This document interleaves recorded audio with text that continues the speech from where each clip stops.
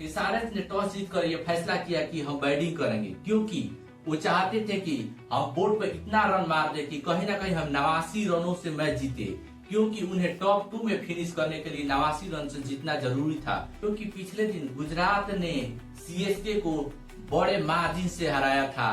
वही आती है एसआरएच बैटिंग करने। अभिषेक शर्मा, ट्रेविस हेड और ईशान किशन ने पूरी तरीके से तहलका मचा दिया और उन्होंने 255 रनों की पारी खेली और उन्होंने ये साबित कर दिया कि हम 89 रनों के मार्जिन से कहीं ना कहीं जीत सकते हैं और हम टॉप 2 में भी फिनिश कर सकते हैं। स्थिति में आरसीबी वालों ने 166 रन नहीं बल्कि 200 रन मार दिया। एसआरएच को टॉप 2 में फिनिश करने के लिए इरादे को पूरी तरीके से खत्म कर दिया। सबसे पहले एसआरएच की बल्लेबाजों की बात करते हैं तो ईशान किशन ने 46 गेंदों पर 79 रनों की पारी खेली। और ट्रेविस हेड की बात करते हैं तो वो तो काफी कम रन मार कर आउट हो गए, लेकिन अभिषेक शर्मा ने 22 गेंदों पर 56 रनों की पारी खेलकर आरसीबी वालों के मंसूबों को पूरी तरीके से ध्वस्त कर दिया। और आगे आते हैं तो कलासन ने अपना क्लास दिखाया और उन्होंने 24 गेंदा पे 51 रन बनाकर यह साबित कर दिया कहीं ना कहीं एसआरएच के टॉप 4 से किसी भी टीम को ध्वस्त कर सकती है।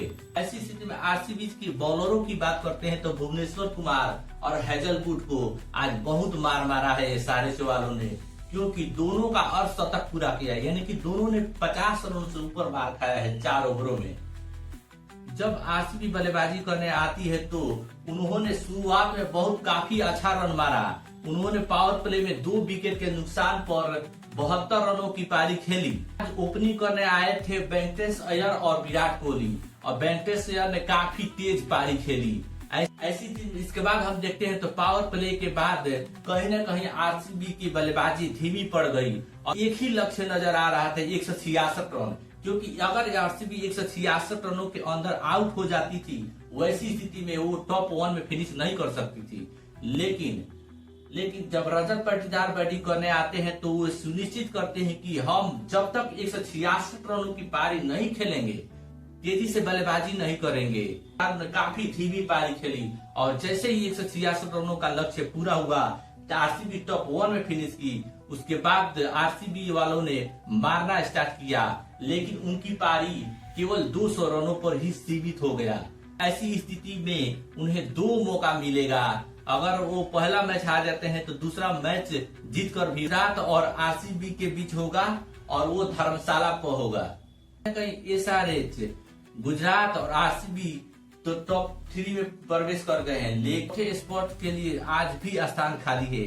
अगर राजस्थान अपना मैच जीत जाती है वैसी स्थिति में कोई विवाद ही नहीं रहेगा कि कौन पहुंचेगा टॉप 4 में। राजस्थान वाले की किस्मत अपने हाथों में, अगर वो मैच जीतती है सीधे टॉप 4 में पहुंचेगी। जब राजस्थान मैच हार जाएगी वैसी स्थिति में 2 टीमों के लिए चांसेस काफी प्रबल होगा। टीम कलकत्ता और पंजाब के लिए अगर वो अपना लास्ट मैच जीत जाती है तो वैसी स्थिति में वो 15 अंकों तक पहुंच सकते हैं। रन रेट अच्छा होगा वो टॉप 4 में पहुंचेगा। कहीं का कहीं ये दोनों मैच अपना हार जाते हैं वैसी स्थिति में आप इसके बारे में क्या सोचते हैं कमेंट करके बताइए। टॉप 4 की कौन सी टीम है जो टॉप 4 पर जा सकती है, या किस टीम की संभावना है कि टॉप 4 में पहुंचेगी ही पहुंचेगी। थैंक यू यह वीडियो देखने के लिए, धन्यवाद।